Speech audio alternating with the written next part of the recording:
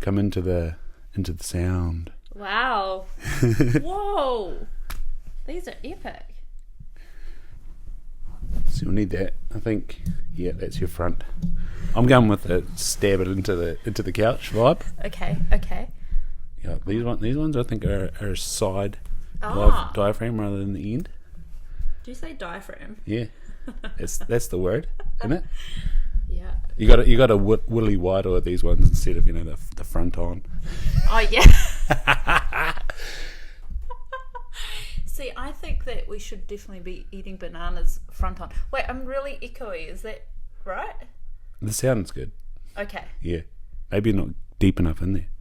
Oh my god. Oh yeah, I'm not deep enough in there. Oh my god. Hey, I thought you were the professional here. Look, I'm just not used to this kind of one. It was I was telling you about how Billy was at her disco on the other night, and of course there's a sausage sizzle there. You're so bad. And the other, guilty thing that you're going along with is all your teachers think you're gluten-free, and here you are eating a definitely not gluten-free sausage and a definitely not gluten-free bread. But I don't know, intuitively she was biting the sausage on the side. I was like, maybe that's how we're supposed to eat sausages. Was she? Yeah. Bless her. I was laughing to myself. Nobody else cared, of course. It's just chaos. Kids kindy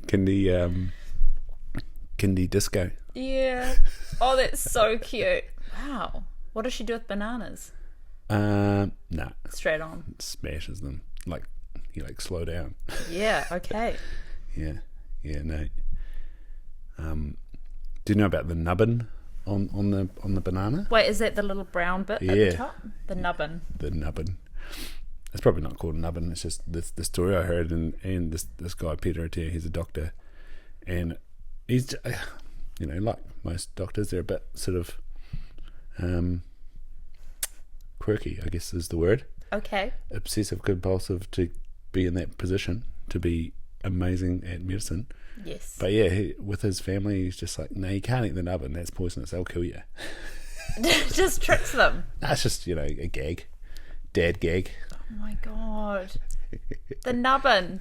It's like how people pull all the stringy bits. Pith? Yeah. Is it called the pith? I think so. Or the pith? Pith. It's definitely pith in an orange. Maybe it's pith in a banana. Ooh. No, good. So we're in your gorgeous whare somewhere in the North Shore. Yep. As I see coming in, beautiful suburb. Never been here before. Welcome. And I was going to start off by saying it's frigging cool that a podcast that interviews mostly men, listened mostly by men, one of the top performers is female Morgan Penn talking about sex. Oh my god, really? Yeah. Oh my god, I love that. Minuscule compared to your podcast with the lovely Sharon Casey, Oh yeah. Put out there on Rover. I know. That's gone berserk. But it just shows people want to learn about sex. Oh yeah. They love talking about it. We don't talk about it enough, obviously. No. So when I said to you last weekend or the weekend before, can't remember. Must have been last weekend. You're about to get out of quarantine. Yeah. And I'd just been splitting wood. What will we talk about? And I said, well, of course we'll talk about splitting wood. And we even just before we were talking about Billy getting ready for the disco and having a salon set up for her and doing her hair and choosing a clip and stuff. And you said, diving into the masculine, feminine. It's important to feel pretty or chop wood. Yeah. Who's old mate that, do you remember his handle? There's that many names out there. Oh God, no. Is Bradley Thor or something? That'll like do. That? Yeah. Yeah. I mean, he's obviously trying to be like Thor. Yeah, okay. And I mean, he's not far off, let's be honest. That bod is tight. He's the same juice as Liam gets. Have you seen that guy's biceps? Wild. Jesus. Liam, stop it. I know, but it was so interesting. As I was watching those chopping videos, something was igniting in my body. Uh-huh. And I think it's because like, I'm single at the moment. I've just started dating again after quite a while. And what I'm getting excited by is like that real masculine energy, the protector, the provider. And I see all that in that wood chopping. Yeah. It's like, that man's going to make me a goddamn fire, you know? It's security, isn't it? Yeah. And that sort of identity cliches that people push back on. But we all like to be secure. Even being a male, I like being secure. It's like, when I was doing some coaching last year, it's like, well, what's missing from your life? I was like, sort of like a place to call home, security, a little bit of stability. You know, that's fine, isn't it? It's actually important. And I think what I see all the time is it always comes back to safety in the body. And that's when we feel safe in the body, that's when we can expand. That's when we can learn new things, that we've got more capacity for pleasure, and moving forward and evolving, you know. And from safety, that's when we can connect with another person properly. And we do find, you know, we used to live in communities way back in the day. Like, we actually find our safety with other people. And I think with that masculine and feminine sort of stuff at the moment, where people are like, oh, don't put people into boxes, and don't, you know, it's like people have kind of lost their way a little bit about their roles, where they fit, what they can and can't do. And I think there is something very primal about the masculine energy doing that providing and creating that safety, and that allows the feminine to be in full expression and nurturing and loving and sexual as well. So I sort of also had the thought, I wonder if it was so like resonating with so many people because there's been this very androgynous landscape across social media for so long, and then all of a sudden you like throw in something that's very cliche and people like get a real guttural response of, and they're like, oh, where does that come from? Yeah, could like be. What is this, and what is that feeling? I haven't seen that for a while. Yeah. And it's interesting, right, because I preach about, like, yeah, you might see my breasts on Instagram, but don't sexualize me, you know, because they're just breasts. It's just a part of my body. And it's interesting because a lot of the women that follow me have been highly sexualizing this man chopping wood. And you, when you started chopping wood, they got very excited by that. But I just think that we get to choose what's sexual, right? In our own mind and through our own lens. It's what we do with it. So for me, yes, I was being ignited by all these other things, and there was definitely, I was sexualizing it myself. But when I put it out on the gram, it's for other people to decide. Yeah. You know? What they think about it. What? I'm just trying to check your vibe. That might work better. You can see my face better. Oh, yeah. Yeah. I've got to see your facials. I'll hold it here.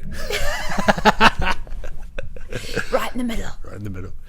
Yeah. No, it's interesting. And my mate Matt, he lives down in Taranaki, your sort of home region. We call it the Promised Land. Just, you know, there's so much. It's like a milk and honey type spot. It is beautiful. That maunga. Oh my god. The sea spray. Yeah. Wild West Coast. Wild West Coast comes with its downsides. You get the bloody Wild West Coast. But yeah, he his Instagram video started off with him unwrapping the splitter, and I was like, oh, here we go, Matt, get into it. And then the next video was him using the pneumatic splitter, and I was like, mate, what's going on? He said, oh, to be honest, I was severely hungover, and plus we needed to do a trailer load, so, you know, work harder, not smarter. He said, I have saved a couple of rounds to use, because what he's got, he doesn't have a fireplace, but he's just and you know, this is quite fantastic what he's done. He's built this wooden, it came kit set, like he didn't carve it out, but wooden hot tub, and cool. And it's fire driven. Yeah, it's real cool. And yeah, he gets to look over the maunga from his hot tub. Oh, that's a dream. I'm getting in there. But actually, it was fascinating because he did a slow-mo of the splitter and the actual cracking of the wood. I was like, that's still quite good. There's something in the noise, eh? It's so satisfying. Oh yeah, success. And I was as a student, good old student job search. One of my jobs one day was for a lovely elderly lady in Mount Eden, was splitting a trailer load of firewood for her. Was she spying on you by any chance, watching you do it? No, it was me and another bloke, and we were just sort of, students looking for $50 cash. I'm going to remember that when I'm old. I'm going to bring in some hot young students Cheeky to split cashies. my wood. She had the splitter and all. She was a champ. And yeah, I think she bought us out a cuppa and maybe some biscuits today. What's a pneumatic splitter? So it's like it just has the big steel triangle, and it just with hydraulics just breaks it in half. Oh, that's is that fun? No. There's still satisfaction in it. Okay. Yeah, and maybe that's like seeing the trail out of wood. Getting, lighting the fire. I think wood splitting appeals to both parts of our reward system. Like straight away, you're like, fuck yeah, that's done, and then you've got that real serotonin. Like, man, I'm sorted. I'm safe for a while. Yeah. I've got a shed of wood. The connotations, eh? Got wood, split it. Scary and sexy all at once. Yeah, no. I think that's another thing. It's like the success moments, like dopamine hit, like shit, yeah. Plus you're working up a sweat, getting all the endorphins and stuff. And then you've got that long-term satisfaction. Yeah, like a little squirrel that's beavered away your nuts. Saving nuts for the winter. That was in that first White Stripes album, eh? There's a little riff amongst the songs. It was about like the nuts saving money for the winter. Did you not listen to the White Stripes back in the day, Morgan? Nah. Hearty band, eh? 2-piece, real basic drumming beat. Oh my god, get out! Did you not like them? Seven Nation Army. Take me out. Is that White Stripes? No. Okay, I don't know White Stripes. Seven Nation Army. I'm gonna fight them all. Okay. Seven Nation Army couldn't hold me back. Go. Gonna rip it up. And now it's popularised by the Hollanders. Well, Wasaka the Hollanders gone, but yeah, that's what they used to sing in the zoo. Why sucky the hole? Oh god. Why sucky the hole? Don't get me started on rugby culture. Let's go there. Rugby culture. What's the vibe for you, Morgan? I think I've seen it change a lot in my lifetime. But I still think there's a lot of unhealthy behavior. What's interesting about it, okay, one thing that's changed for me is I really love it now that for that masculine energy that we were talking about, that men can actually go out, and women too when they're playing rugby, obviously with each other, but for gold medals. Oh, I know, bloody legends. Bawling their eyes out. Good. Incredible. Allowing that emotion to run through. Well, just anyways, let's not go there. But, men with all that testosterone in their bodies need to kind of get it out. We're not allowed to just go around punching people on the street. Yeah. So you can have a legit rough and tumble on a field. Yeah. And think about, I think there is something so primal in that, rummaging around with each other, bashing into each other on a cellular level, letting so much out. And I think as men as well, you can be so suppressed in your emotions and the way you are in the world that this is such a good outlet. You can yell, there's yelling, there's fighting, there's grabbing, it's all the things you're not allowed to do in the real world. I do know. Yeah. I mean, it's very interesting for me to watch now through my lens of my work. Yeah. From the body work.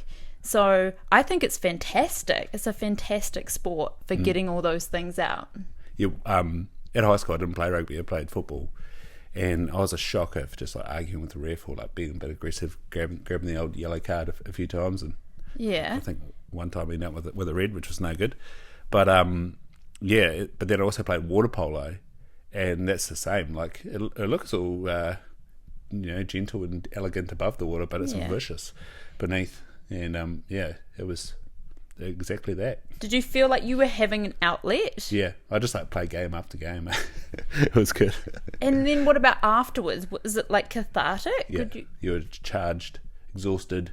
Yeah. And I just had the thought while you're talking there, it's kind of like you hear about Greco-Roman wrestling. They used to do it in their undies. Yeah. Sumos do it in their undies. Yeah. Yeah. It's like skin on skin, slap, bang. Yeah.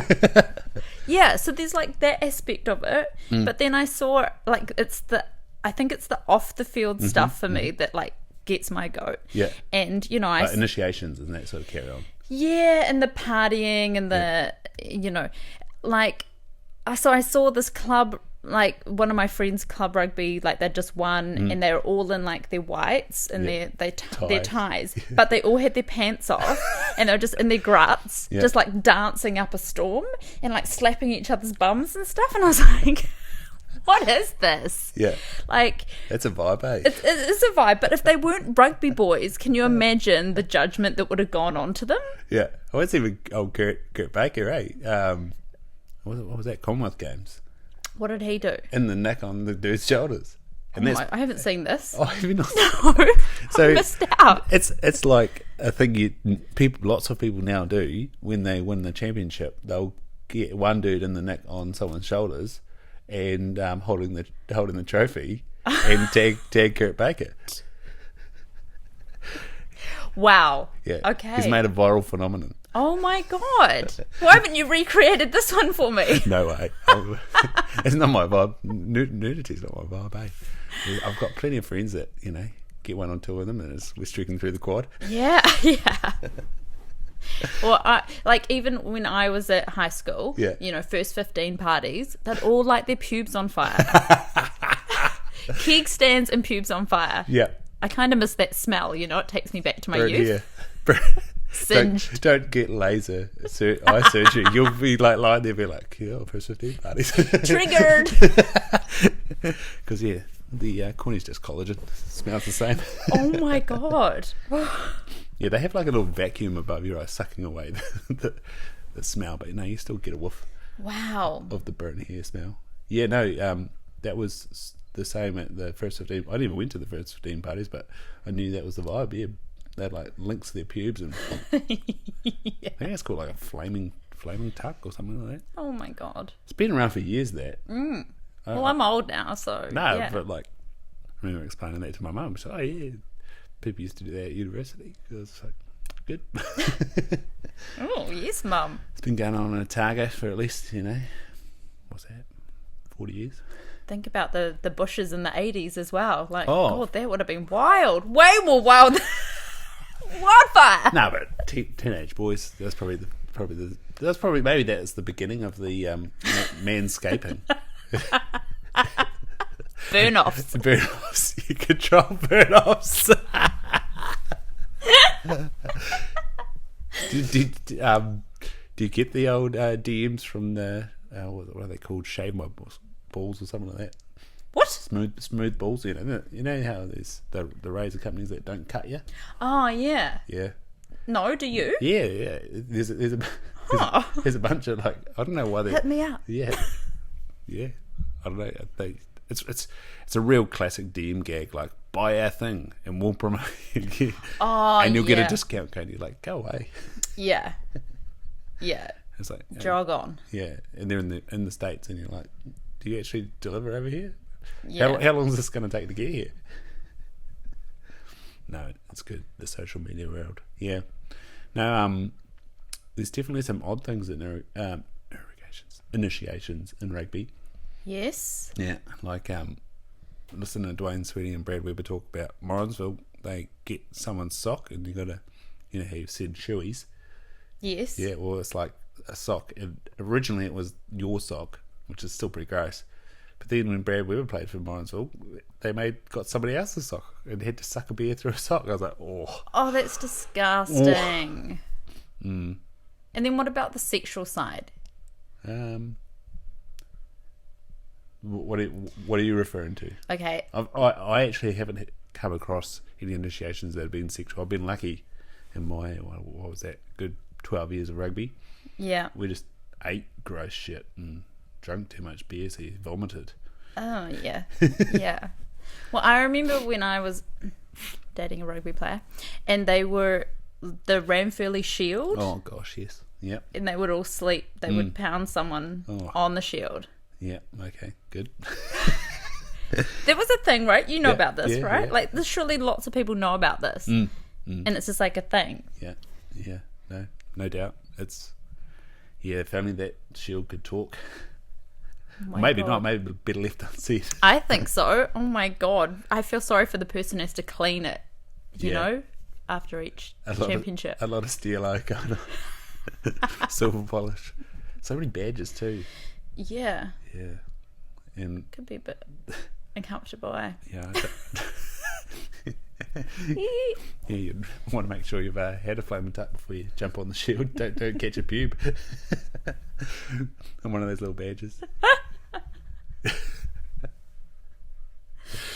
Wow. So back on the like sort of divide that we've had around, like, it's either you know, people being at one end of the spectrum being like, I'm a hypermasculine person, we need to reject all this shutdown, or it's like completely androgynous, and like don't you know, flick either way or other, they just kind of stay in the middle. And then you get these guttural responses to things like that. I sort of look at it, and masculinity is one of the things that started this podcast. Listened to a podcast called Every Man, and that was about getting in touch with your learned behaviours, where they all come from, how you react to stuff, and is it a, you know, inverted commas, toxic response, or like, you know, oppressive response, or is it something that's considered, is it something that you can acknowledge where all these feelings come from? And of course that's part of it, understanding what the fuck feelings are. Yeah. Yeah. Yeah, I'm just angry. No, this has happened in your life, and this is how you cope with it and carry on. I think if you can explore that avenue, well, then you can be like quite complete. You can be someone that goes out and chops wood and goes hunting and enjoys the bush and you know, carries heavy shit, does CrossFit, but you can also have a cry. Absolutely. Yeah. You can go to your daughter's disco and do the Macarena with glow sticks and you know, watch ballet and get emotional when she says, you know, sees a rainbow and unicorn bed and says, "I love you, Daddy." You know, you can have we cry. Yeah. Yeah. Well, that's a well-rounded individual, I think. Oh, thank you. I'm trying. It's only taken 4 years of this podcast and listening to various spectrums of things, but I think I'm getting there slowly. We're all trying to get there. You know, it takes time. Yeah. Oh shit, yeah. And you have to embody it. Yeah. Right? So you can cognitively learn all this stuff and it can just mill around up there. Yeah. But to actually live it, it's different. So, but you are. It's amazing. Trying, yeah. Interesting patient the other day. He's a facilitator of a men's group in Tokoroa. And he was telling me the story about they had this guy come down from up north who had been a Black Power boss up there and had done a lot of, you know, what would you call it? Yeah, they're bad things. Yeah. Yeah. Abuse people and his family and things like that. And they sort of said to him, you know, well, why do you do that? Oh, that's how I was treated. And they're like, just, you know, have you thought about that differently? Did you like that? No. Well, why would you pass it on? And it was just kind of like something so simple to pass on a system interrupt. And it's like, oh, and then completely different person, and now this person facilitates the same stuff up north. You know, it's that ripple effect and an example of somebody that has been something and now something different. It's quite awesome to hear. But yeah. Wow. It's incredible how it can be just like one thing that becomes a system interrupt. Are you finding that a lot with your clients? Like they haven't thought about, or it's never been, a different idea has never been introduced to them? Absolutely. And I guess for me, whenever I work with my clients, it's a co-creation. You know, I don't want to be a guru or like the all-knowing. I want them to piece it together because that's what sticks, right? When they find the gold. So I guess with my kind of work is I'm asking questions that people have never been asked before because people don't talk about their sex life except from, was it good? Was it big? Did he eat you out? You know? Like, you know, that you have with your pals, you know? So it is about thinking about things in a different way. It's something as simple as like, you know, what does sex provide for you in this relationship? You know, what does it mean to you? What does it give you? How do you want your partner to feel after sex.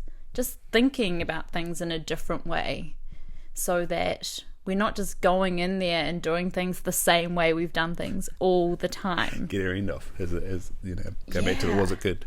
Yeah. Or just assuming because you've been with someone for quite a while that, oh, I know how they like it. Mm-hmm. You know, because like we're a different person every day. Mm. We might like something different. We might not like that. No, man. Our slap anymore. One night on the booze, yeah, we might have fucking loved it. This time, no. Yeah. What was one man? No man stands in the same river twice because the river is not the same and it's not the same man or woman or non-binary fuck, binary fuck, or fairies. Yeah, fairies. Anything you want. Yeah. No, it's is the did he eat you out thing, is that a meme because it's true? Like, seriously, is that a meme because it's true? Yeah, I think it's become like this thing for, like, I think it's almost like in that like women's liberation, it's become this thing like, yes, eat it, like. So it's because it's rare, it's become an empowered thing that like I got him to. It's almost become like the benchmark now. It's like you eat it or you get it, you know, get out. Like, it's kind of that sort of thing. It's like that's the measure of the man. Yeah. That's what I see in the circles of women that I'm talking to anyways. Right, so how do the men learn? Well, you can get a mango. A mango, yeah. Yeah. Mango's delicious too, especially the Aussie ones. Oh, okay. Mangoes. All right. The fruit. Yeah. I'm definitely talking fruit here. Do you know what? Like, the thing is that there's actually amazing like resources online to learn how to do these kind of things. But the best way is just to be with a vulva owner and ask them what they like. Ask for help. Yeah, guidance. Is not that's probably taking a step back. Something that New Zealand males aren't very good at. Asking for help. This is very true. So, you know, we've got to take some steps back. Yeah. I guess slowing down is probably the universal rule on that. Yeah. So, do you know any sort of stat on how long clitoral and vaginal stimulation would take for an orgasm? Yeah. Well, so it takes a vulva owner like 20 to 40 minutes to actually engorge all the erectile tissue down there. Get warmed up. And to be ready for internal penetration. Gotcha. Because so much happens actually on a physiological level internally. Like the whole vaginal canal lengthens, doubles in length to be ready to actually make room for a penis. What an amazing organ. Amazing, eh? But that also means that like the whole womb space, like uterus and stuff, moves up at the same time as well. So quite often, some, you know, womb owners can feel like cramping afterwards because of that, because it's all moved and shifted. The body's incredible. But then the stat is that once warmed up, like if it's clitoral stimulation, its standard is 4 minutes. Wow. Yeah.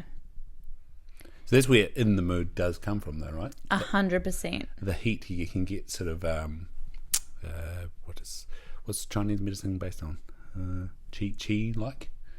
Like the qi, the energy, yeah. Like the heat, you've got to have the heat in the part of the body that you want going. Yeah, you've got to be about splitting that wood for 20 minutes before you light the actual fire. You like that? Yeah, you got to get the paper. You got to split the wood, get the paper on, stack it properly, let it what's that word? I don't know why I can't think of words this morning. Damn, it's too early. Haven't drunk all weekend. Had 2 coffees. Maybe that's overstimulated. No, yeah, you got to simmer away. Oh, the simmering. Yeah. That's key. And actually, that's really important, I reckon. So simmering is actually like a sexual term as well. Did you know that? No. Yeah. So it's about like you're literally like, think about a pot on the boil, but you're just like letting it slowly simmer and building. And I think that's really key for couples as well. Say if they're planning to have some sexy time that night, is they start the simmering like in the morning, In the morning? Yeah, like, so like a little butt grab or a grind or a steamy pash session, some text throughout the day, things like that. So the simmer is there. So that totally, like on a cellular level, especially for, because the mind is our biggest sex organ, that keeps you engaged. Good. Yeah. So, and then, mate, you get together at the end of the day and you're ready to get straight to the boil. Yeah, or in my case, it's like been a week because we're long distance, so, Oh, yeah. So you're simmering hard. Simmering for a week and a half, Yeah. Yeah, no, it's interesting you say how the mind is the biggest sex organ. It can also be the thing to turn you off. Absolutely. Yeah. That's the biggest thing. People get stuck in their mind instead of being in their body and having the felt sense of the reality of what's going on. So, yeah, if we could use sex to escape, or, and that can be a mindfulness thing and get into our bodies, or we can be distracted and never feel sexy, never be able to get into our bodies. Yeah. So I guess it's kind of like taking that leap to, and that's where you're talking about safety, to sort of submit to that sort of place, isn't it? Absolutely. And I've actually been thinking about this recently. I was talking to my brother about it. Your brother? Good. Yeah, because I was very... You got mum, you got your brother? Yeah, the whole family's in on this, Yeah. I was wondering from like a penis owner's perspective, there is this thing about, and I'm talking in heteronormative couples here, about, the woman coming first. And what that says to me is that a man has to then be very aware of what's going on for that woman and controlling himself. Whereas what I try to teach about sex is like losing yourself in your body, giving over your mind to your body and letting your body lead and feeling everything. But if you are being measured and then you feel that build up and you're literally like having to stop, like, oh, Jesus on the cross, apologizing, shit, I'm gonna come. You're actually stopping the actual sequencing of what's happening in your body. And so to me, I'm wondering if this is it's an interruption that's happening that really stops true pleasure. I don't know, like, is this something that you're aware of or you experience? I definitely feel what you're saying about you've got to sort of hold yourself, temper yourself, trying to I guess that's like kind of thinking about sex in quite a goal-orientated manner of like, well, if we can get the partner to orgasm and then I can orgasm, then we've had a great success. Yeah, it's a win. It's been a great time. Yeah.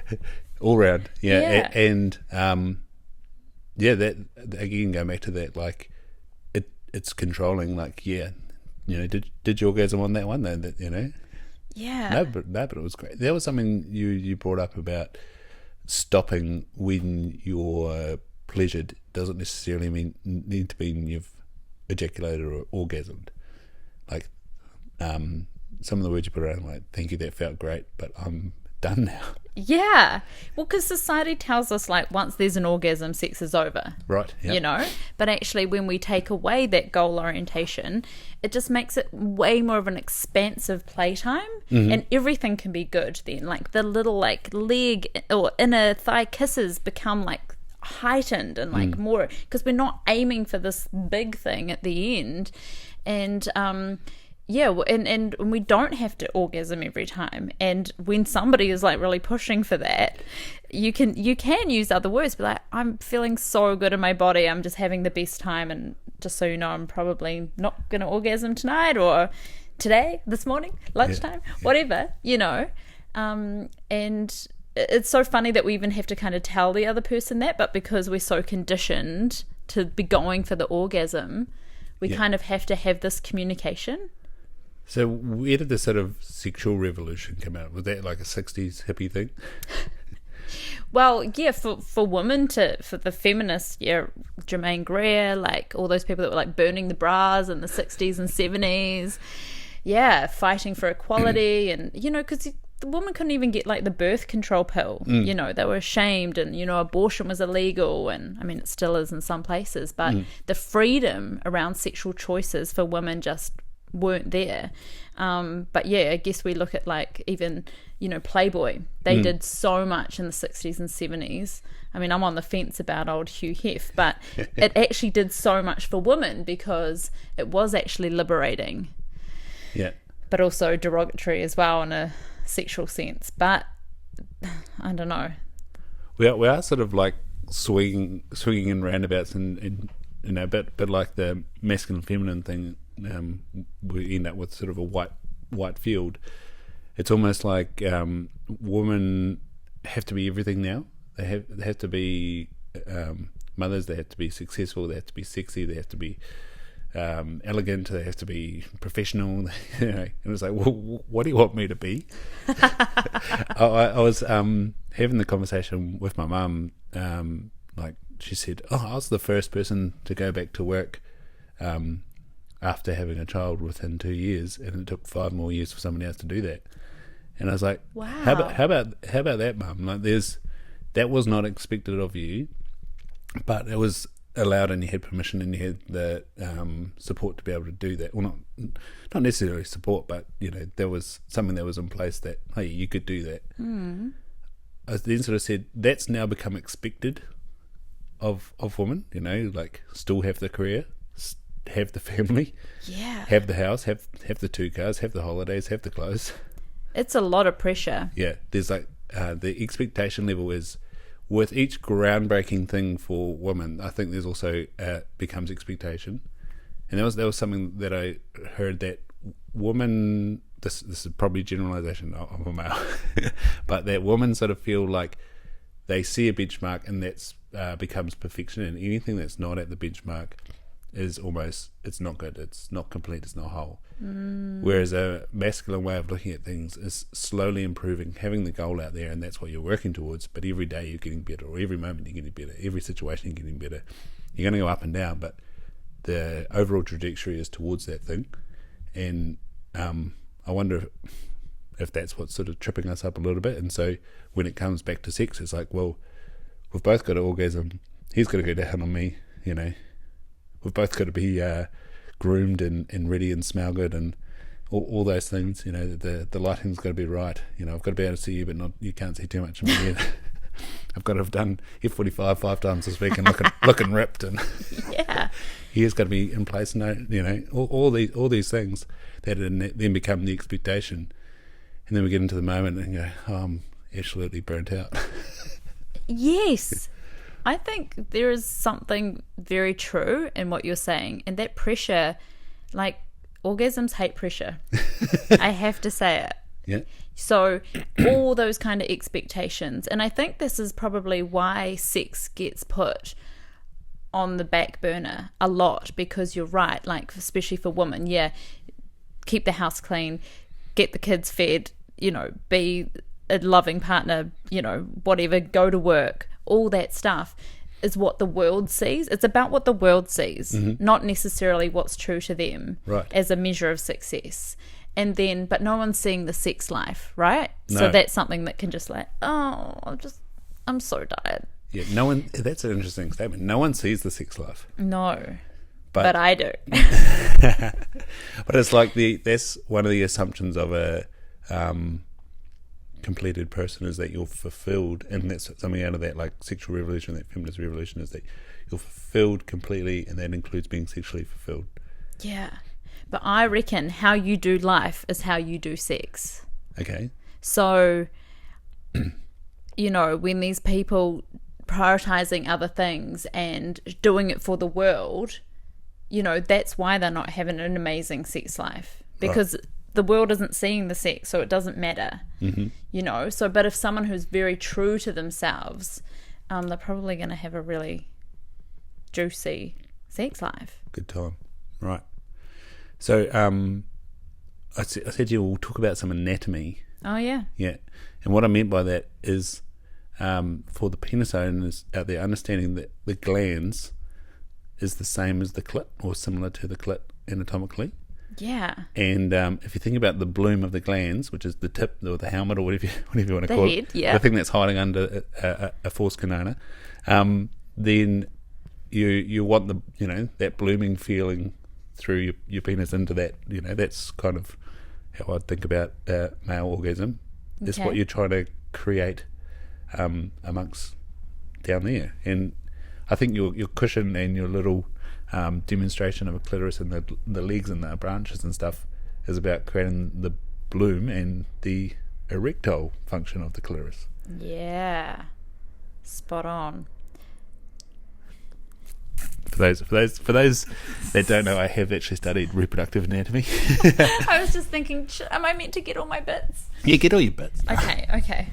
Yeah, We'll hold this thing so we don't crash. Yeah, okay. Oh, there it is there.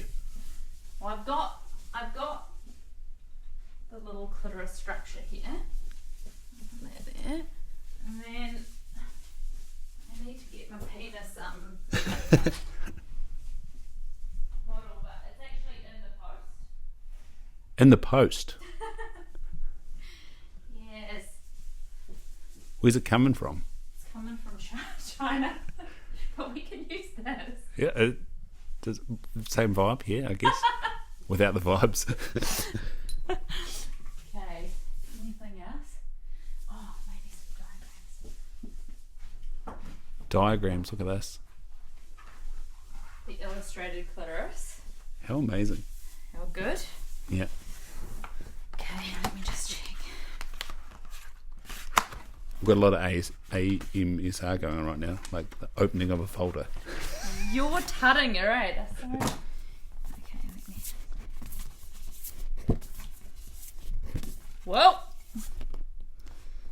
she's graphic.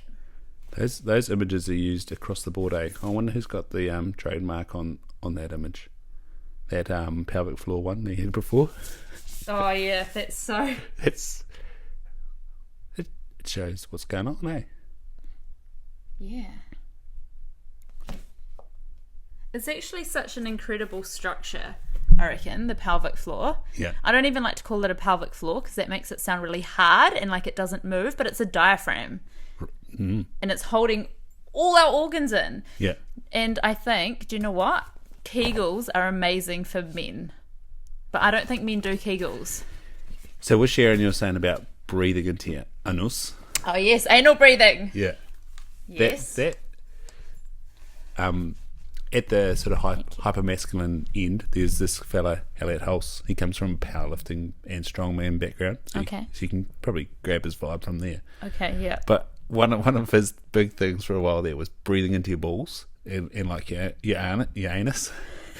And it's funny that with doing Wim Hof and stuff and with Nigel Beach, he's sorry to ruin the presentation, Nigel, but here's a picture of all these athletes with this sort of crease in the beneath their top abdominal muscle, and he said that's from them all holding their stomach in. And like if you do powerlifting or you lift something heavy, you're supposed to create this thing called abdominal pressure. So you want to descend your top diaphragm, the one that's under your lungs, fill your stomach, and really do that whole breath down right, breathe from your balls or your anus or that area, your pelvic floor, to fully expand and maximize the cavity in there, so that you can then create tension and drive that whole body as a unit. Yes. So, yeah, when you're doing a squat, you want to create tension and stability so that all the force goes from your heels through your back, rear chain it's called, up. The rear chain. Rear chain, yeah. And you got to think of it like a chain, and you want to extend the chain and do the squat or do the deadlift or whatever. Okay. Yeah. It makes me want to get really erect. Get your posture going.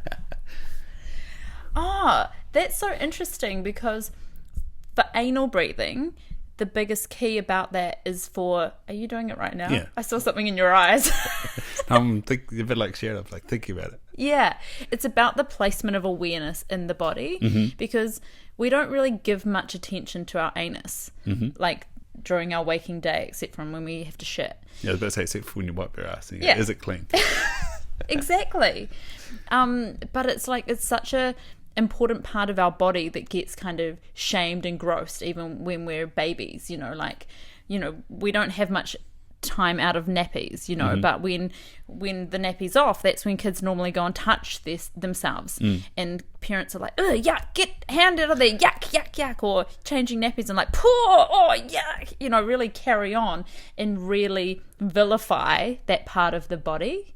And so that's why we say that's where fear, shame, guilt, all the shit anal is retentive. hiding in the ass. Yeah, you're a tight ass. Tight ass, anal retentive, yeah. Yeah. Bad connotations. Absolutely. And then when we learn about, the male G-spot, the prostate being in the ass, that's when we go, hey, we need to be loving up that spot hard.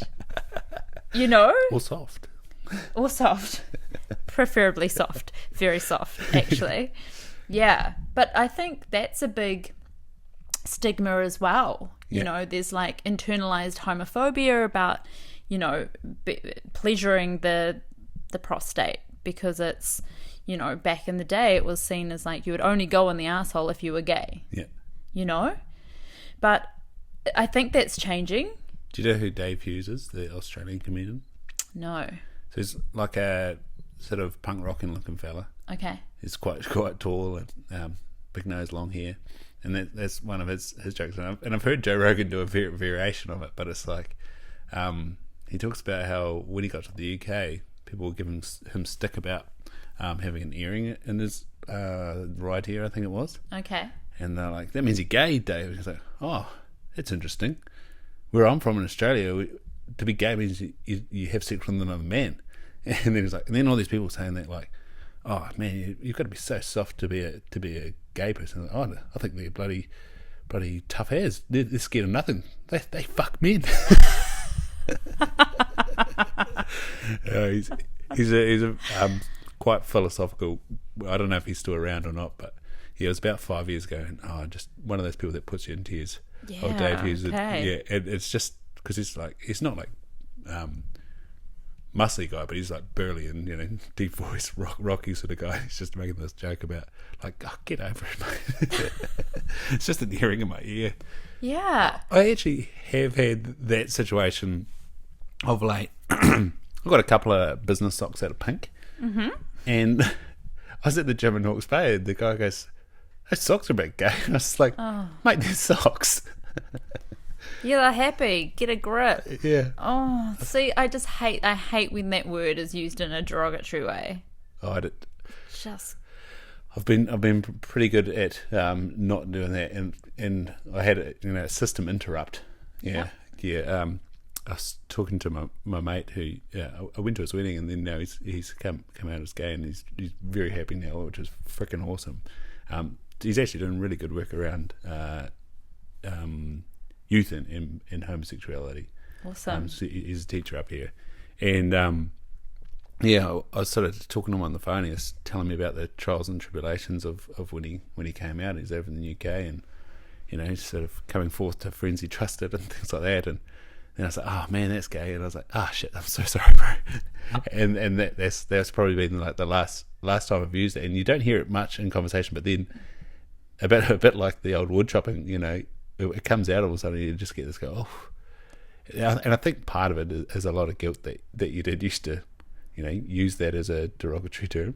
Well, it was normalised, especially through school. Golly, it was hopeless. Yeah. And I think that's what's quite good about.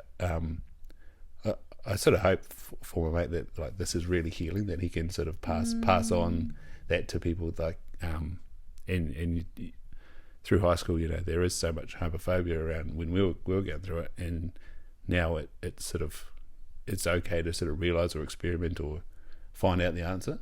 Yes, exactly.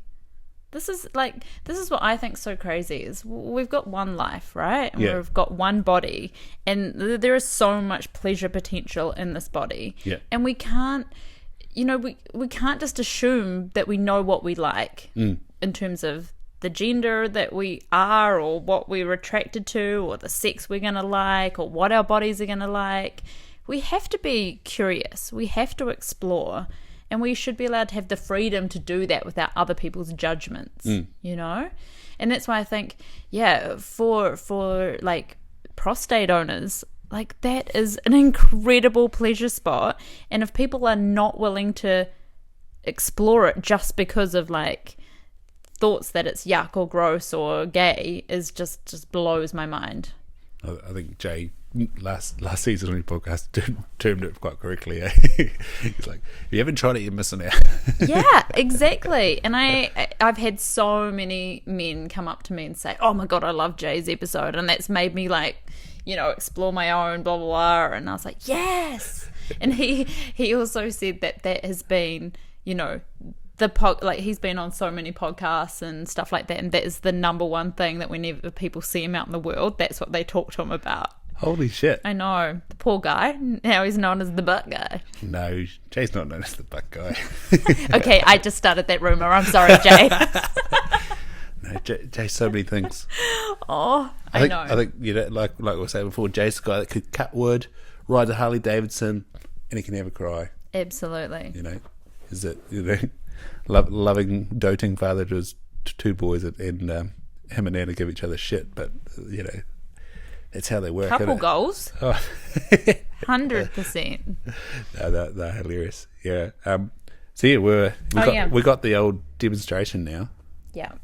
So this wee thing pokes out. So how deep in? Oh, you've got the cushion. How deep in are these legs?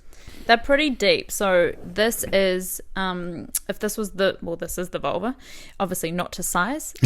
Should be a giant. Barbie's full size Barbie. She's huge, eh? We bought one last weekend. I was like, shit, she's tall. She's so out of proportion. Yeah, I know. So unwell. Same with Ken. Holy cow. He's got small biceps, that old Ken. Yeah, but what about his like V? Yeah, it's tight though, eh? Like, he must have like a 20 waist and he's like 7 foot tall. He's a humiliator. Okay, so vulva. So this is the outer labia, and this is where the legs all hide underneath. So this is the tip, this is the glands, this is like the head of the penis. Oh, you probably can't see that actually. But it is little. The legs are all hidden. You only ever get to see the tip of the clitoris unless you pull back the clitoral hood, and then you can see a little bit more. But there's a whole shaft that is underneath that hood, like a little penis. If you go down there, you'll start to feel it. If you're aware of it, you'll feel it. Yeah, you can feel it, and you can feel the legs of the clitoris, especially if it's aroused. It feels like little banjo strings, so you can actually feel into the cushion. Can you feel? And then the bulby bits, that's the bulbs. Well, this is really anatomically going on, this cushion. Why don't you put your phalange in there and feel the cervix? Golly. But that's actually what a cervix feels like a little smooth donut. I finally got to touch the cushion. You set me up for this, didn't you? No, you just wanted to bloody have a feel. No. Yeah. So what a tool though. How did you come across this cushion? It comes from the vulva the Yoniversity. Right. Because yoni is the Sanskrit word for womb space, vulva, vagina, all inclusive. So Yoniversity is quite a fun little name. But I don't know, I saw some educator with one once and I was like, I need that. Need a cushion. And I take it to workshops and stuff and just gets passed around and people are like, oh my God, is that what it feels like? You can feel the G spot, you can feel the A spot, you know, all the pleasure parts in there. It's all there. Yeah, it's all there. Yeah. So, for people out there, they don't need to just go for the tip. They can get all around and stimulate the whole area. Yeah. It's not a target. No. And there's actually a great move that I think you might like to know about. So it's called the Tour de France. And it is and it's best done with lube, and it's just literally tracing your finger in between the outer labia and the inner labia. There's that real smooth piece of skin, and just really slowly, and you can go one way and then the other, and it's such an interesting sensation to receive that, because normally if somebody is down there, they are very clitoral focused, but when we start moving in slowly towards the clitoris, it really helps with that build up. And one thing I will say as well, before you even get to kind of the genitals, is the inner thighs, because that's our first barrier. Like, that is the gatekeeper. Think cross your legs. Yeah, exactly. Of like keeping people or things out. Like, that's such a protection. So if you can kiss, lick, massage, that is going to really create safety, and then slowly moving in. So yeah, lots of touches and strokes of the outer labia, then going maybe like the Tour de France, then maybe like the inner labia, doing some like little massaging downwards towards the opening, the entrance of the vagina, even before considering going internal or to the clitoris. Yeah. It's about slowing down the whole process. Yeah. And I think something that I'm seeing so much, like labiaplasty, cutting off the inner labia, it's the fastest growing cosmetic surgery in the world, Western world, which is sad, right? It just says that so many vulva owners are scared and embarrassed about how they look down there. And so to have somebody actually down there and worship and like look and see you and not judge, I think is really healing. Where does a vaginoplasty come from? Like, are there people out there that are saying, "Oh, geez, your labia's a bit like in and out"? Yeah, there are. Outy inny? Yeah, there. Yeah, and because in porn we don't see outies. And, I think there's a law in Australia where, even for togs and underwear that's on sale, you have to Photoshop out any like shape Camel toe. Camel toe, any flaps, anything that might be sticking out. Oddly enough, I had someone comment the other day that the person didn't have enough camel toe. They enjoyed the camel toe. I was like, great. Yes, I celebrate that. No, I was like, oh, yeah, that's cool. But this is the thing. This is why I had my vulva photographed for my friend who's doing a coffee table book of vulvas, because it's about diversity. And now I've seen I've probably worked on nearly 100 vaginas and vulvas, and they're all different. Yeah. They're all so different. Some, inner labia, like one side's longer than the other. Some are really big and out. Some are tiny. It's just...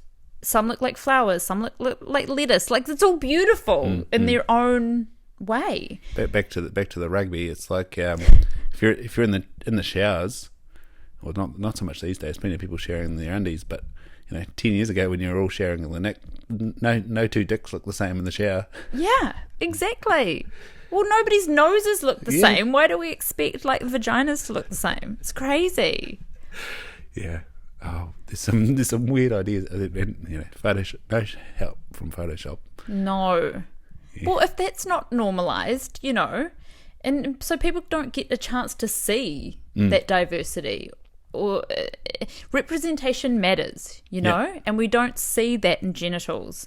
I mean, we see it in like Roman statues of men, but then, the Catholics came through and carved all the penises out, didn't they? Made the penises be small because... virulence is, what was this, sin? I don't know what the vibe around that was, but didn't want some big dick person that was wise. Oh, hell no. Good, they might get too busy shagging instead of being wise. Yes, thinking with their other mind. Yeah. No. So how was the Satisfyer Pro, and where did suction all of a sudden come from? Oh my god. Well, that's interesting, right? I am genuinely like, where the fuck did suction come from? No Cosmo or FHM said about applying suction. It's actually airwave technology. So it's not actually suction. Where's the R&D department of it? How do you get a job there? Who's doing R&D on sex toys? Oh my god. But it is a game changer, like... So airwave. Yeah. Explain... Oh god, I don't know enough about this. I'm not a scientist. Yeah. But it's painted the pulsing. information. Yes. It's like the everlasting gobstopper of Willy Wonka. Oh, yes. You're never going to get that recipe. Yeah. Um, But there's a lot of copycats out there, so it can't be too hard to figure out. no. Well, there are lots of things out there that are now coming through. And I guess it is coming back to the being eaten out. It's trying to mimic that. And I quite often talk about this. I'm a cunnilingus snob because I love it. I remember the first time I was eaten out and I was like, what is this? Grand. This is a game changer. Like, what the hell? And so So, just before we carry on, Yeah. so on your own pleasure, it's not simulatable until now. no, I haven't had it simulate. I still There's still, so this is why the Satisfy Pro tuggy things. You're like, I've got a high bar for this. Yeah, this is why I get sent sex toys all the time, right? And I'm always like I'm chasing the dragon. And I can't find that toy yet, but the Satisfy Pro is probably the closest that I have found to that. Yeah, so it is amazing technology, and I think for, like I bought one for my mum, and she was like, whoa. Yeah, old Sharon hit her up. Shit, yeah. Yeah. Mum was about it. Like, I think about, I don't know. It's a game changer for people that are too scared. Like, lots of women are too afraid to even let people down there to eat them out because of, like, insecurities, smell, worried about the taste, worried about the look, all those kind of things. But I think if they actually knew the pleasure potential, which you can learn from a toy, you would be like, I don't care about any of those insecurities. Like, get on down there. So what's the R&D for male toys going like? Well, Satisfy, which is the brand, Yeah. they actually make some good male toys as well. Yeah. And but I think there's a weird stigma. Because of the mess, I think. Do you? I think so. Like, and it's funny, everyone thinks of Joe Rogan and, talking about Alpha Brain and on it. But old Aubrey Marcus is actually the person behind the Pocket Pussy. Is he? And so, that was one of Joe Rogan's first ad reads. That's kind of like their connection is to do with that. That's cool. Yeah. I didn't know that. Fleshlight, yeah. Yeah. So Aubrey Marcus is behind Fleshlight, or was, and that was like one of the first ad reads that Joe Rogan did was Fleshlight. Wow. And so a lot of the early podcast, that was kind of how Fleshlight made a bit of money, was through podcasting. Wow. Yeah. This is great. But it's also like, it's like 1,000 true fans out there. Like, there's enough people out there that'll buy a Fleshlight, but it's not mainstream. Yeah. Yeah. So it's the mess. Yes. Probably. That's just my idea. Well, it's interesting, right? Because I have heard of like men that have used like a pocket pussy and then it's like, ugh, and it's like an expensive one, but they can't be bothered doing the washing and the drying so they throw it out. Throw it away. Yeah. Yeah. But there are some like one use kind of That's wasteful though, isn't it? I know, it is. They're called Tenga eggs, and they're like masturbators, they call them, and you like put it on, it's like kind of like a sheathy thing, and it's like ribbed and all these different things, and it's just like a luxury hand job. Interesting. Yeah. Oh, all of a sudden thought of this.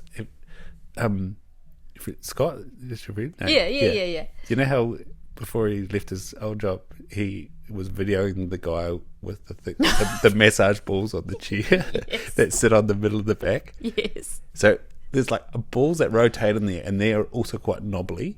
Yes. And that's immediately what I think of, like that sensation around you. Oh. Like, you'd almost be scared that it's going to crush your dick. Yeah. Maybe that's the other thing, a fear of having your dick crushed. Yeah.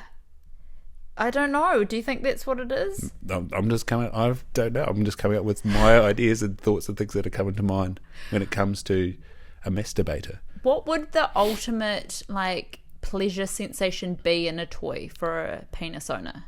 Well, I think that's where it's also quite tough. It's like, even when it comes to hand jobs, there's firm, there's tight, and there's loose.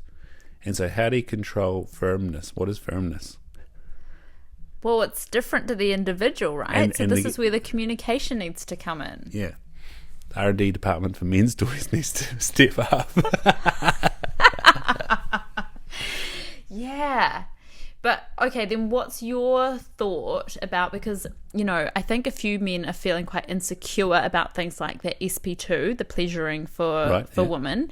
What do you think the insecurity is there? Well, this is what I'm not sure about. This is why I'm keen to hear your perspective. Right. But, I think it's because they think they can be replaced easily. Yeah. That's probably a valid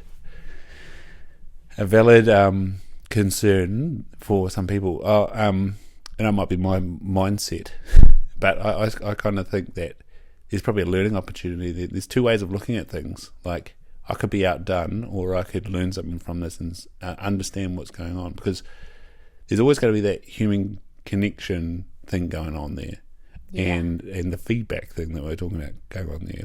If you're ready to take on some feedback, but what I was thinking there with men's toys, there's always this jump to like a sex robot. Yeah. And like an interactive robot that's going to do everything that you want it to do, but I still don't understand how. And like especially when it comes to intercourse, the way that a woman's body changes throughout intercourse, and as things move, and same with yourself, with penis people, they you get more engorged, less engorged. Your the way the outer part of the skin part of your penis moves changes in different ways, and then you get the building feeling and touching different places. Like, how are you going to wrap that all up into a robot? And is it going to slowly become more lubricated? Is it going to just start off with a swimming pool in there, or what? what's going? And how are you going to build a sexual experience and then do that? I don't know about every day, but for a lot of men, it's a daily thing of trying to ejaculate. Yeah. Depending on what's going on in their life. It doesn't necessarily have to be sex every day, but if there's the tool there, and then there's the talking about meme things. I saw a comedy show and it was talking about, hi Brian, this is my husband Peter. He's just started working from home too. And Karen, we've got to go walk and leave the two husbands to it. And the two wives leave, and then it's kind of like, so have you got past the masturbating stage yet? And he's like, how do you do it? Like, I sort of set up my desk, get ready to work, put a plan, think about what I'm going to do each day. But then it gets 10 o'clock and I just have to start, and I can't stop. They talk about masturbation, like that's the other fear with men, is like, if it becomes a robot, do we just have like a whole bunch of dudes in their bedroom all day with a robot having continual ejaculation? It's like, that'll be tiring. But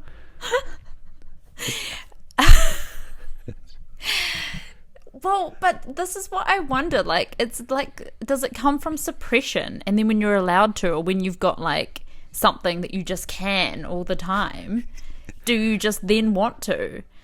Because like, if we just, it's almost like intuitive eating, like when you're bored at home, you just go to the fucking fridge. Yeah. I don't know. Is it? Or like, if you're like, okay, if you've got like a partner, sex, it's like sleep and food. Yeah, exactly. Maybe the it's essentials. The essentials. But like, But sex is supposed to be about reproduction. It's not about But then, so that's where it's not just sex, sleep and food. It's also connection and community and tribe and support, security.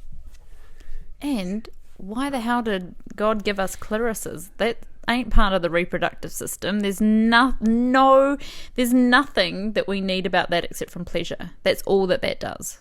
Yeah. And that's where you get in the argument. I had a poor Jehovah's Witness guy come in the other day. Do you believe in creation or evolution? I was like, all right, this didn't take long. And I think the raised Catholic card is quite good on Jehovah's Witnesses. Oh, yeah. I don't know why. Or the hose. The hose. My mum used to squirt Jehovah's Witnesses with the hose. I reckon invite them in. Have a yarn. If you've got time, of course. Yeah, exactly. But yeah, it's kind of like the thing I said to him is like, geez, you should see when I didn't say geez. You should see when the eye goes wrong. It's not good. I was like, and that's where the whole like God created a thing gets complicated.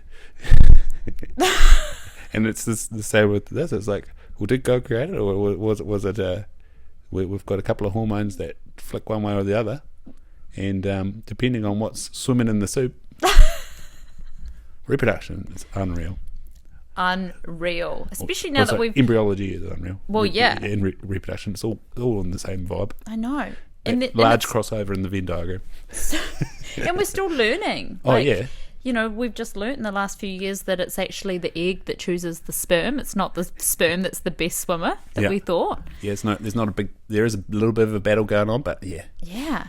So, do you know what is hilarious about embryology? What? They found one hormone for like digitization, and they called it Sonic the Hedgehog because like the initial digitization kind of looks like Sonic's spikes. Okay. Turns out Sonic the Hedgehog is involved with so many like orientation functions throughout the body, and so like I can't remember in which order, so you get like a diffusion of this Sonic the Hedgehog hormone, yeah, and that say determines your thumb to your pinky. It also determines your shoulder to your hand, like your hip to your leg, your toes. What? And I can't remember, but I think it's also involved in your genitals. Like Sonic the Hedgehog, it's out there. It's in the soup big time.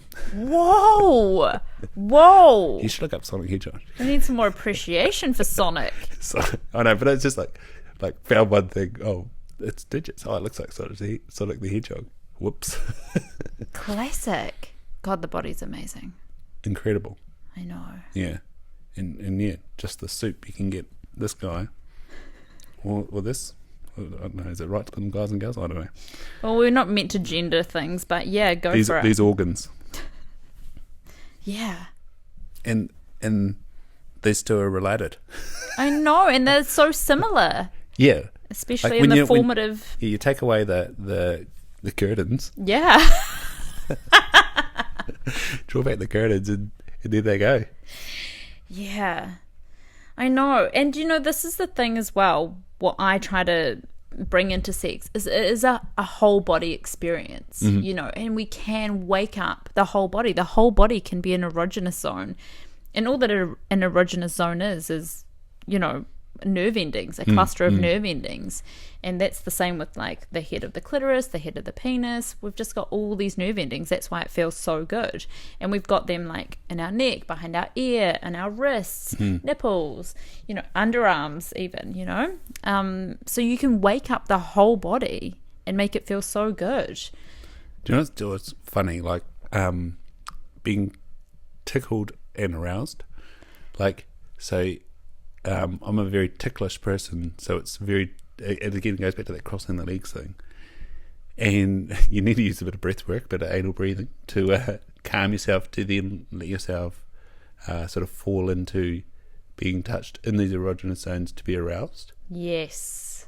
And I don't know whether that's true or not, but I think I found myself less ticklish. Yeah, because ticklish is often because it's pain as well. Like quite often people are ticklish when it's actually there is pain sitting there. Wow. Because the nerves, it's like a neuro pathway that's gone a bit like haywire. So it is funny. You have to really be in that place in your body that you're feeling to change the sensation. So say if you are ticklish and you're using your breath, it's the placement of awareness and the consciousness. Yeah. So that's good that you can do that. Fascinating. Breath is powerful. Yes, and it can take you to tantric states during sex as well by harnessing that. You don't need drugs. You can be out in the stars. No, my first proper workshop of Wim Hof, I hear them describing DMT, and that apparently you can get a DMT release if you go really deep in Wim Hof, and yeah, I was seeing some imagery. Really? Yeah, it was outrageous. I fainted. Oh my God. Okay, don't try this at home. yeah, but, this was under a supervised situation. Yeah, but what did you see? Pyramids, funnily enough. Oh my God! Any camels? No camels. Oh. Yeah, I think it's the Hindu statue person, a Jesus-y person, but then that might have been Mark Cluer. He's like a bearded, long-haired bloke, and he was the guy who was standing over me, touching me, bringing me back. But yeah, and I had a real sort of ancestral situation of like seeing a shipwreck and stuff. My mother's that grandfather's side, when they immigrated from Ireland, it's a good yarn. The old captain was New Year's Eve. So Oh no, it's on the rum. on the rums. So there was a little bit of a tyranny happened, because they kind of going past the Catlins had a sandbar, so they're a bit beached, and so one of the crew was like, right out, skin the lifeboats, and then the captain's like, get fucked, like get back in here. So one lifeboat went across to shore.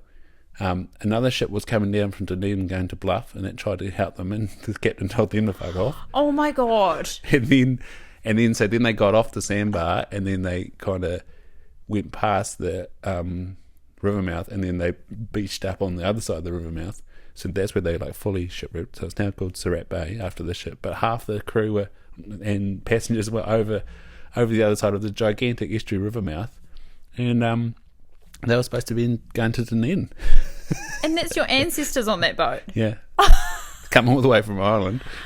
Wow. And that's like New Year's Eve. I think about 1872 or something like that. That is haggard. So yeah, that was something I saw. It was like this shipwreck, and I was, people talk about like releasing trauma. Maybe. Wow. Yeah, it's like maybe that's like a holdback that's been going on generationally.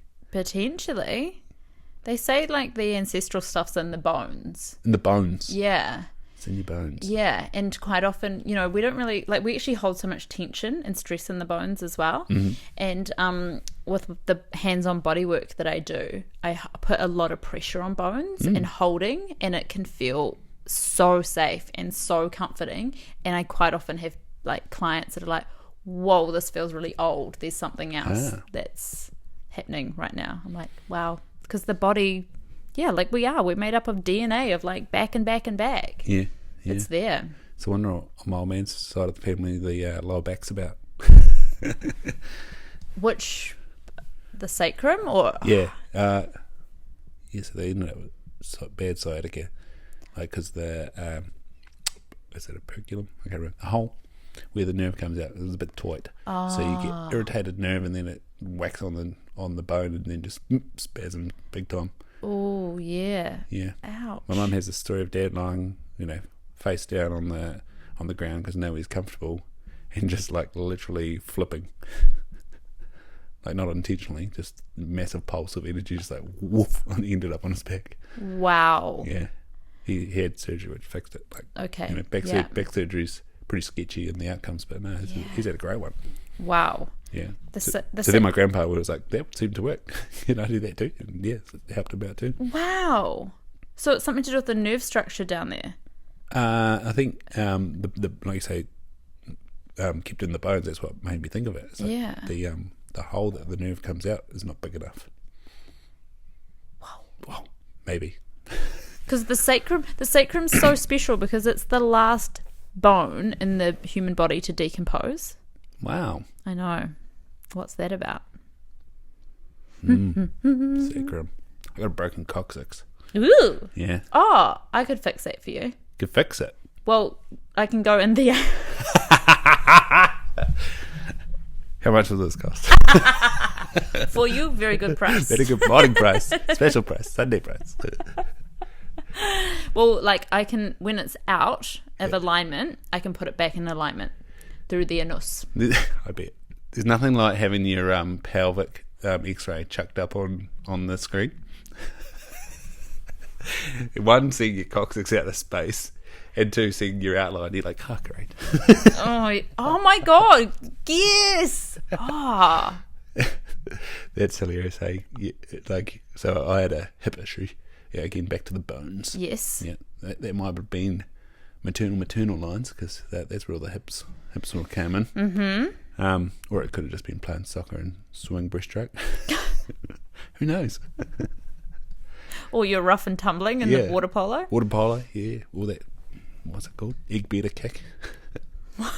Okay. Have you seen water polo? They get out to like their dogs. It's outrageous. No. Outrageous sport. Yeah. But yeah, so he had to get a few MRIs and X-rays of the pelvis, and he slaps it up on the laminated thing. You're like, oh, great! And you can see your penis. You can see your dick. That's so cool. Yeah, it's pretty great. I'm gonna look up some pelvis X-rays later. I'm just curious. Out of curiosity. Yeah. Mate, this has been bloody fun. Yeah. Much better doing it in person than getting locked in my cupboard. That was funny. I got off the Zoom call with you and I was like, oh, shit. There's no handle in this cupboard. Oh, he's stuck in there. Briefly. Yeah, luckily my flatmate was home. Much better in the flesh. Yeah, no, it's good. Better vibe. So, are you guys almost done with season 2? Season 2 is wrapped. Having some meetings about season 3. Oh, there's demand. Yes, there is. I'm thinking about making my own sex toy. Oh, good. Yeah. Trying to reach the holy grail. Exactly. I've got to do it for the gals. Yeah. You need to have a chat to these people about the R&D for men's toys. Yeah, okay. I've got a bit of a men's audience. Yeah, you've got to. Yeah, I'll come and advertise on your platform. Slide into the DMs instead of smooth. What was it? My smooth balls or whatever they are. Well, actually, I did get a message from the creators of something called the Baldo. Bull or ball? Baldo, and you put your balls in as if it's like a pair of socks, almost like both balls go in, and and it's got like a penis shaped thing on the end, and you penetrate with the balls. Wow. Yeah, and the balls are what goes in to the hole, and I was like, oh my god, this is so typical of like men just wanting to like put everything inside, Put like it in there. But they reckon there was like lots of pleasure in it. But I was like, they wanted to come on the podcast. I was like, absolutely not. Shitty sex toy out of here. I'm trying to think how that works, but anyway. Yeah, I'll send you the link. See if you think it could be 5-star good for reviews. a hoon. 5-star reviews. Joe in Arkansas says. Yeah, it must be tough to build a website for a sex company, eh? Yeah. Yeah. What do we want on here? Imagery, how-tos. How-tos are important for sex toys. Are they usually like actual people, or is it always drawn? Yeah, it's not normally people, but it should be. That should be normalized. Because this is why porn's big, right? People have got curiosities about seeing actual people doing things. Mm-hmm. But unfortunately, porn isn't a true depiction of what happens during sex most of the time. Yeah, porn's eating itself. It just keeps pushing the boundary. And then, I don't necessarily want to call it wrong direction, but questionable direction. They're narrowing the niche. Yes, they are. Anyways, sorry, I digress. We were wrapping. No, it's fantastic to have you on it. Anything to leave us with? Slow down. Use your mouth. Good. Lovely. Done. Yay! Thanks, mate. So welcome. Such a pleasure. That worked out all right.